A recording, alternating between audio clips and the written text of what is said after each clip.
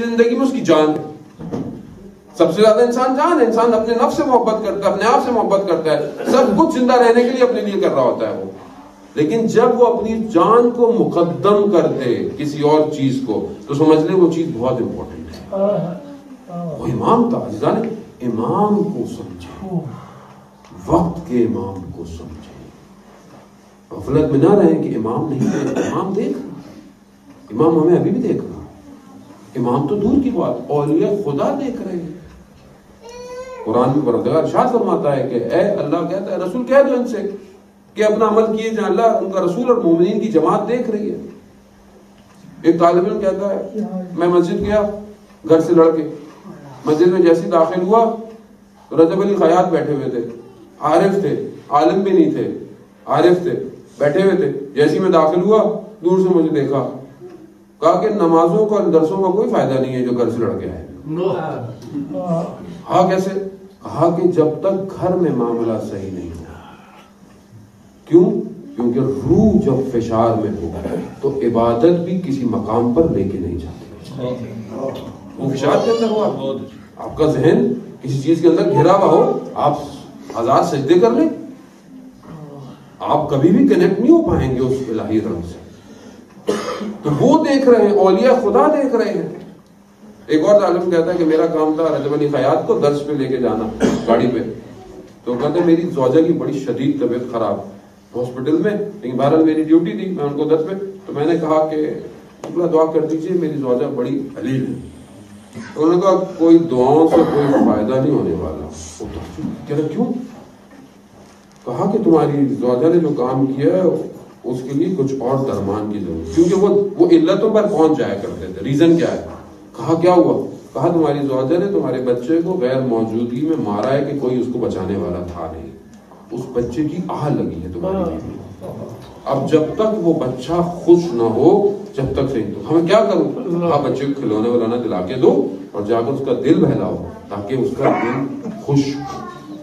عام زندگی میں کتنے چھوٹے چھوٹے کام اپنے حساب سے کر رہے ہیں, کتنے لوگوں کے دل توڑ رہے ہیں, کتنے لوگوں کا یہ کر رہے ہوتے ہیں, اور پھر ہم تصور کرتے ہیں ہمارے معاملات بڑے اچھے ہونے ہیں.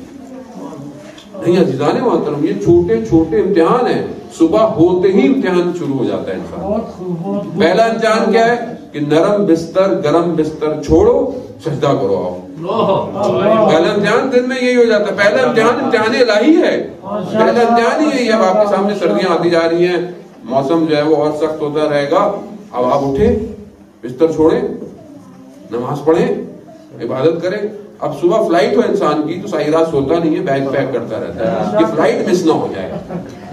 اکثر بعض اوقات دوست صاحب فجر کی نماز بڑا مشکل ہو جاتی ہے پڑھنا, بڑا کیا کریں آقا صاحب کیا کریں. صبح پرواز لی ہے, فلائٹ لی ہے, ٹریول, ہاں بالکل لی ہے. تو کبھی مس ہوئی ہے؟ کہا نہیں آقا صاحب کیسے مس ہو سکتی ہے. تو کہا تو ہر روز یہ سمجھو یہ پرواز الہی ہے. اگر تو اس کو پرواز سمجھ دو گے تو یہ کبھی بھی مس نہیں ہو. سبحان اللہ سبحان اللہ. کیونکہ معرفت نہیں ہے. اس کی معرفت ہے کہ بھائی 100 یورو 200 یورو 300 500 یورو کا ٹکٹ لیا گا فلانی جگہ, اسی معرفت ہے. اس کو نظر آ رہا ہے کہ یہ جہاز ہے اور یہ اڑے گا, مگر وہاں جو قرآن اور رسول اور ائمہ اور سب کچھ عبادتیں اور معرفتیں دیتے رہے. تو عزیزان محترم, جب ہم پہلا ہی امتحان میں فیل ہو جائیں صبح کی تو پھر آگے تو ویسے ہی بلیک مارک آ گیا. اب جب انسان پہلے ہی کا, بہت سے لوگ بعض کا تجربہ بھی ہے, دیکھا بھی گیا کہ لوگوں کا دن بڑا خراب گزرتا ہے, بڑا شکوہ کر رہے ہوتے ہیں, یہ ہو گیا آج وہ ہو گیا.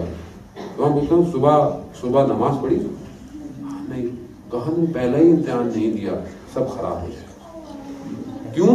کیونکہ روح کو خوراک چاہیے تھی, آپ نے روح کو خوراک نہیں دی. آپ نے ناشتہ بڑا زبردست کیا صبح اٹھ کے, کیونکہ روح کو خوراک چاہیے. تو وہ پہلا امتحان دیں, پہلا امتحان دے کر نکلیں گے بس پھر امتحان شروع ہے.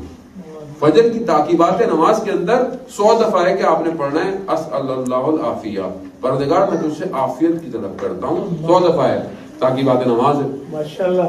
ہمارے استاد کہتے ہیں کہ میں نے بڑا فکر کیا, تفکر کیا کہ بھئی یہ 100 دفعہ کیوں ہے, ایک دفعہ کافی تھا کہ پروردگار تجھ سے میں عافیت کی سوال کرتا ہوں, عافیت دے. تو انہوں نے کہتے ہیں میں نے غور کیا کہ جب ہم صبح ہوتی ہے تو ہم پر اتنی آفتیں آ سکتی ہیں صبح سے کہ 100 دفعہ بھی اس آفتوں کو بچانے کے لیے کم ہے. کتنی آفتیں آ سکتی ہیں جو کہ انسان کو نہیں پتا اس کے لیے کتنی آفتیں تیار کری ہیں. روڈ پر، سڑک پر حادثات، چاہے مادی ہوں، چاہے فائنینشل ہوں، چاہے بیماری ہو، کتنی مشکلات ہیں، لیکن پروردگار بچا کر اس کو رکھا ہے. پروردگار اس کا ایک ایک سیکنڈ ہائی وے پہ چلنا، روڈ کراس کرنا، اس کا بات کرنا، اس ہر چیز کو بچا. حتیٰ انسان کے اپنے اندر جو نظام چل رہا ہے، کسی کو پتا ہے کہ کون سی چیز کب بلاک ہو جائے؟ کو نظر تھوڑی آ رہی ہے. ٹرانسپیرنٹ ہمارے لیے تو نہیں ہے. ہمیں ڈاکٹر جو بھی کہہ لے پھر بھی ہم ڈاکٹر کی بات پہ تم اتنے زیادہ اعتماد والے نہیں ہو پاتے کیونکہ انسان ہے بھرا. لیکن کیونکہ خدا نے بچایا ہوا ہے تو معاملہ چل رہا ہے. عزیزان محترم، پہلا امتحان ہی خدا کو سجدہ ہے، اور یہی وہ امتحان تھا جو شیطان نے نہیں کیا. یہی تھا. کیا امتحان تھا؟ سجدہ کروا دیں، نہیں کیا. بس وہ ایک امتحان، وہ ایک سجدہ جسے تو گراں سمجھتا ہے. ایک سجدہ جسے تم سمجھتے ہو کہ اقبال کا شعر ہے، اقبال صاحب کے سامنے میں گزاری نہیں کر سکتا، شعر پڑھوں میں تو وہ 1000 سجدوں سے انسان کو نجات دے دیتا. وہ شیطان نے امتحان نہیں دیا، ناکام ہو گیا. اس کے بعد آپ دیکھیں پھر ہم پہلے شیطان پر لعنت بھیجتے ہیں، اس کے بعد جو ہے وہ کام کرتے ہیں. لیکن الہی طاقتیں جتنی بڑھتی چلی جائیں گی، شیطان بھی اپنے آخری مقابلے میں آتا رہے گا. امتحان ہے، یہ تو فردی امتحانات ہیں، لیکن وہ جو بڑا امتحان ہونے والا ہے امام کے ظہور کے ساتھ، وہ بہت بڑا امتحان ہے جان، آسان نہیں ہے. اسی لیے کربلا ہر سال آتی ہے.